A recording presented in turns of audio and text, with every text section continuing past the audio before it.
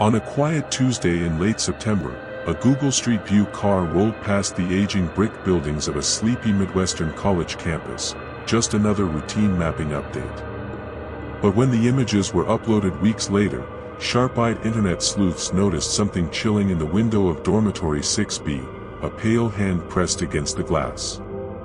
What was more disturbing was that this exact dorm room had been sealed off since 2017, when two college students, Hannah Mills and Brianna Keane, vanished without a trace. 6 years. No bodies. No answers. And now, suddenly, a ghostly clue from a machine that wasn't even looking for one. Hartwell University isn't the kind of place you expect dark mysteries to fester. Nestled in the heart of Lakefield, Illinois, a town known more for its antique shops and annual Apple Festival than any criminal activity, the campus is home to 3,000 students and a tight-knit faculty. It's the kind of town where professors chat with baristas, and students leave their laptops unattended in coffee shops. Hannah Mills and Brianna Keane were sophomores at the time of their disappearance. Hannah was majoring in environmental science. She was shy, observant, the kind of girl who kept pressed flowers in her textbooks. Brianna, on the other hand, was outgoing, majoring in journalism. She ran the college's underground blog, often poking fun at campus politics and Greek life. Despite their differences, the two had become inseparable roommates, balancing each other out in that way only college friendships can. They lived in dorm 6B, an old, ivy-covered building on the edge of campus. Their room was on the second floor, overlooking the west parking lot. It was the kind of space lit up by string lights and poster collages, scattered with half-read novels and instant ramen cups. It began on the night of September 19, 2017. Brianna had just posted a short piece on her blog titled, "The Man in the Gray Hoodie," a half-humorous write-up about a mysterious figure she claimed had been lurking around campus buildings late at night. According to her post, he never said a word, just stood still, always just far enough away to make you question if you imagined him. That night, around 11:47 p.m., Hannah texted her boyfriend, "Someone's knocking but we're not expecting anyone." It was the last message ever sent from her phone. By morning, their beds were made. Phones off. Wallets still on the desk. A partially eaten pizza sat on the table. But the girls were gone. No sign of forced entry. No screams heard. No CCTV footage. Just nothing. Campus police launched the first wave of investigations, quickly escalating the case to state authorities. Posters went up. Search dogs combed the woods. The FBI was brought in. Nothing turned up. Brianna's blog post became the first clue. The Man in the Gray Hoodie quickly took on a life of its own. Tips poured in from students who claimed to have seen him. By the library, behind the dining hall, sometimes near the maintenance tunnels beneath dorm 6B. An ex-boyfriend of Brianna's was brought in for questioning. He had a history of emotional volatility and had once been banned from campus events after an altercation. But his alibi, an overnight shift at a gas station 30 miles away, checked out. Weeks turned to months. Students left flowers by the dorm windows. The room was sealed off. Hannah and Brianna became ghost stories.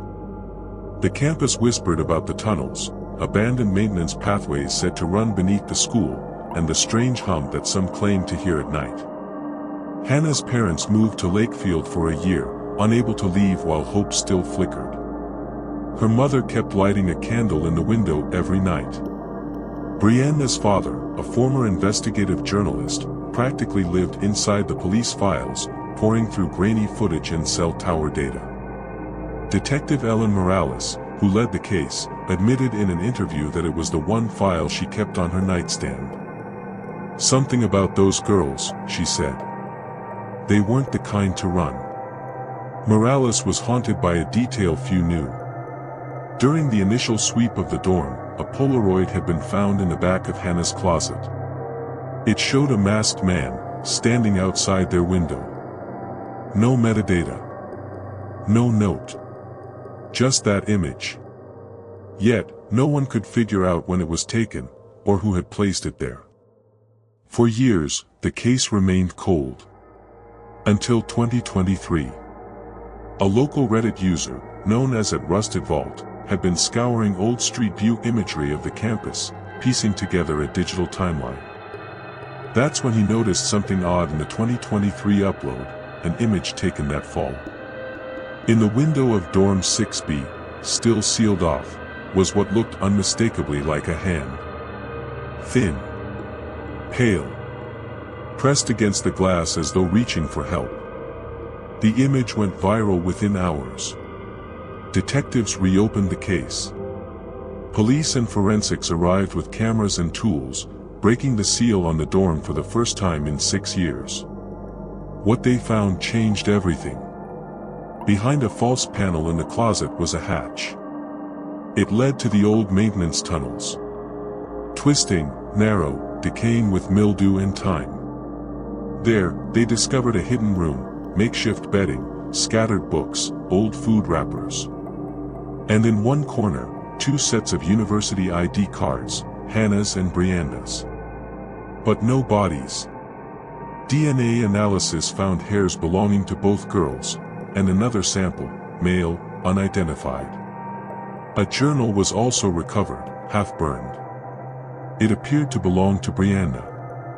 Entries detailed paranoia, a sense of being watched. One entry, dated 3 days before the disappearance, read, "We saw him again. Gray hoodie. Closer this time. He knew we noticed. He didn't care." A new theory emerged: the girls had been abducted, but not taken far, kept within the campus itself. Perhaps drugged. Or manipulated. The tunnels became key. Maintenance records showed that one man, Russell Hyde, had keys to those tunnels. He was a former groundskeeper who had been quietly dismissed in 2016 for inappropriate conduct toward students. Somehow, he never returned his access credentials. Police tracked Russell Hyde to a trailer 40 miles away. Inside, they found notebooks filled with drawings of campus buildings, and crude sketches of young women, labeled with dorm numbers. He was arrested, but denied everything. "I never touched them," he insisted. "They came to me. They wanted to be safe." Psychologists interviewed Hyde and diagnosed him with schizotypal personality disorder. He believed he was protecting the girls from the Watchers, a delusion he refused to elaborate on. When pressed about the hand in the window, he just smiled. Sometimes they visit. Sometimes they don't. Russell Hyde is currently in a psychiatric facility. No charges have been filed for murder due to lack of physical evidence. To this day, no bodies have been recovered. But the dorm window, the one with the hand, remains a pilgrimage site for true crime followers and students alike. Every September 19th, flowers appear on the sill. Candles flicker beneath the old bricks. Hartwell University has since blocked off all access to the tunnels and converted dorm 6B into a faculty archive building. And yet, students still whisper. Some say at night, if you walk past the West Wing and listen closely, you can hear scratching from the walls. Others say you'll see the hand again when the Street View car comes back. But the biggest question still hangs in the air. Were Hannah and Brianna held captive all those years? Or, are they still alive somewhere in those tunnels? The story of Hannah Mills and Brianna Keane remains one of the most chilling and confounding mysteries in modern college history. It reminds us how quickly safety can be an illusion, and how even the most routine technology, like a passing Google car, can pull back the curtain on something truly horrifying. Was it a cry for help? A cruel prank? Or a haunting reminder that the truth might still be out there, hidden in the shadows just beneath our feet? You decide.